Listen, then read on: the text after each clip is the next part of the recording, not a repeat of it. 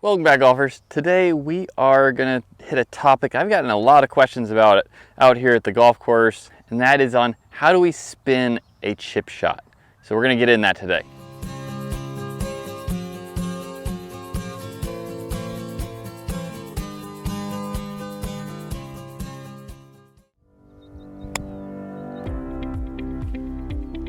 So how do we spin a chip shot? That's the question for today.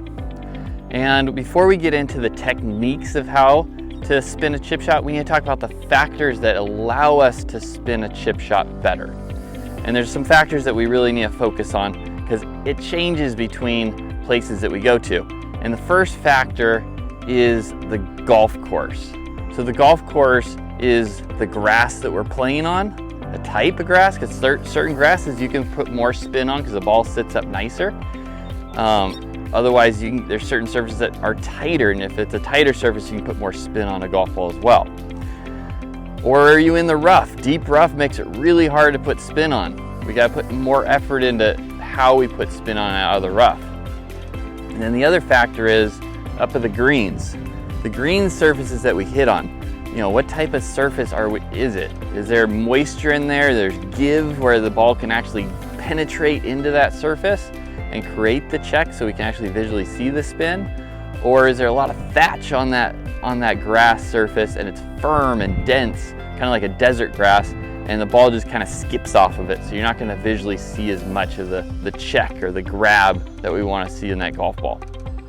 So those are determining factors with the golf course. But the main determining factor is the lie that you're going to get on the golf course. You know, what does your lie look like? If you have a good lie like this one, I can put some spin on this because it's a nice tight lie, grain's working away from me.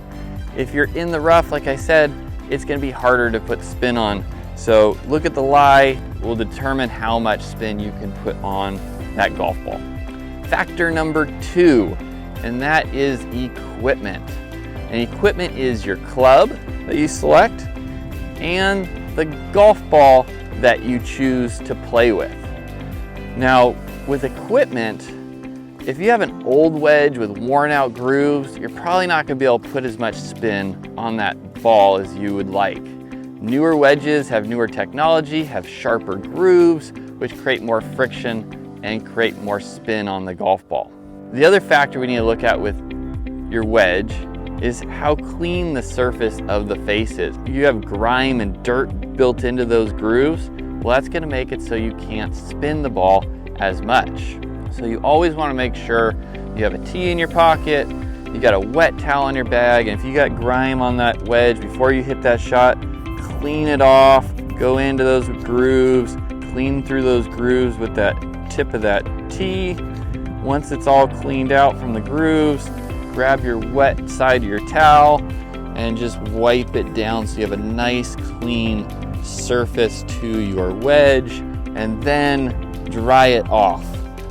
Moisture on the face of the wedge will also make it harder to spin the ball. So the other aspect of equipment is the ball that you choose. If you're choosing a golf ball that's very hard, maybe only has one piece inside, similar to maybe like a range ball, it's going to be harder to spin it.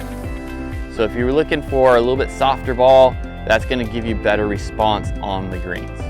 All right, so the next factors we're going to talk about are how we swing the club and what our body's doing.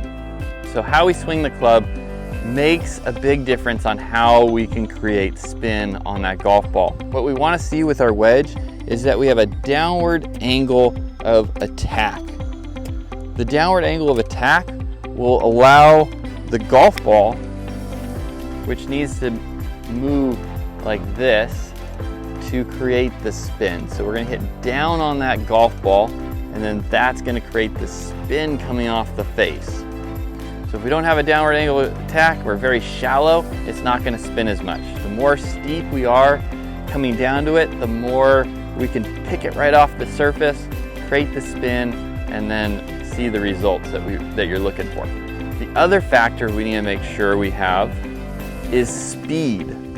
Speed in your chip shots is going to allow for more spin. So if we have, even if it's a short backswing, a little bit of pace coming through the golf shot will allow for more check on the greens and more spin.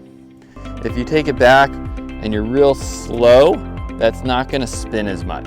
All right, so the next factor in how we're swinging the club is the softness of our hands. If our hands are too firm, we're going to push energy into that club, into the face and into the shots, and it's going to run and push more out.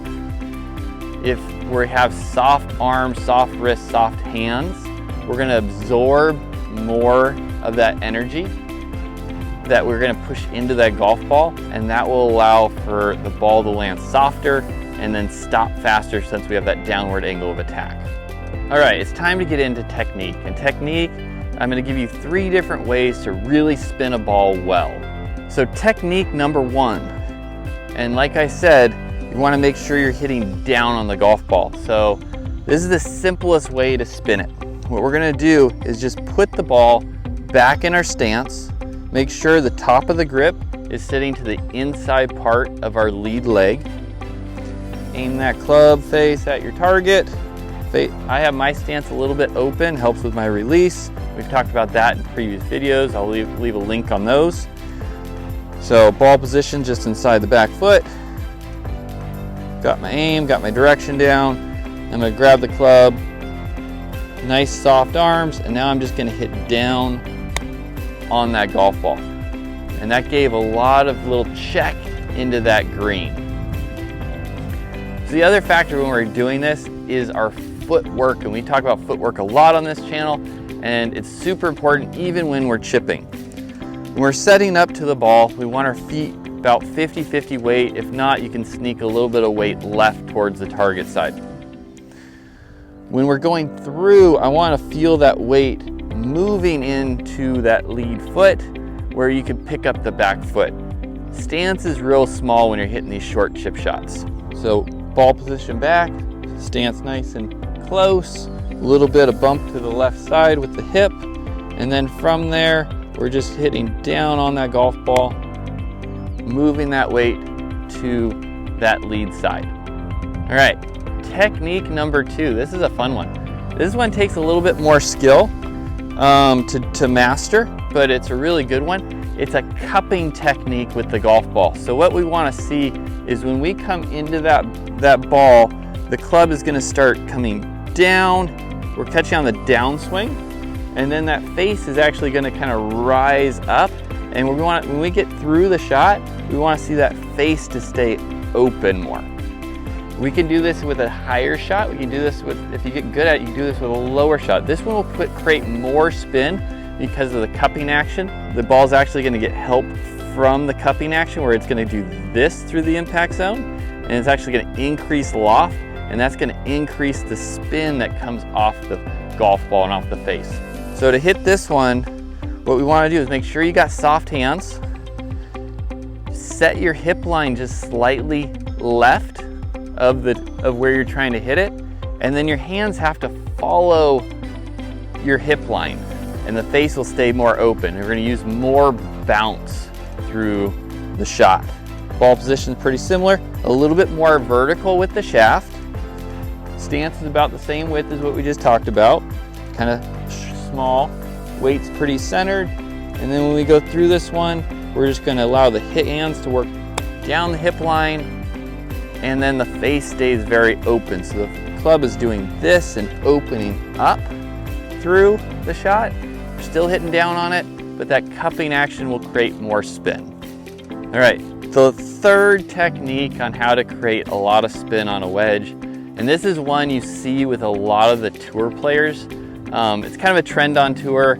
It's a shot I don't use a ton in my game, but it's definitely something that you can put into yours if you like this technique, and that is to speed up the toe of the club. So first thing you're going to do is when you get into your setup is take that club and open up the face. So your face is actually be aiming right of your target. Now by doing this, our body has to do a lot more work. If your body doesn't move a whole lot and open up a whole lot through your chip shots, this is not a technique I would prefer you using. So what we're gonna do, like there's a square club face, And now we're gonna take that face and we're gonna open it up. We're gonna set up our feet a little bit more square than we did in the last technique. We're gonna move that ball position forward in the stance. Okay, so that's gonna allow that shaft to be more vertical. And now as we come through the golf ball, you wanna lead with your lower body and open up. Open up that shoulder, open up that hip, and then that's gonna also create the cupping motion on top of it speeding up the toe of the club in the release, which is gonna add even more spin to the technique. So that's kind of why the tour players use it. They got really firm greens, they got surfaces that are very fast, so they wanna use a technique that gives a maximum speed in certain circumstances.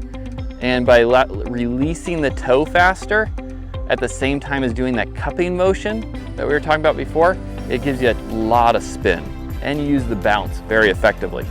So face out to the right, ball position forward. We're gonna squat a little bit more on this one. And then as you come through, just make sure you really release the hips and the left shoulder. And that was a higher one, and I got a lot of grab up by the green. I'm gonna just show you a lower one now. So open face, ball position further forward. And now when we come through, a lot of release with the body. And now we've got a ton of check up by the hole. So chipping is one of my favorite places to practice because you can be so creative in the way that you play around.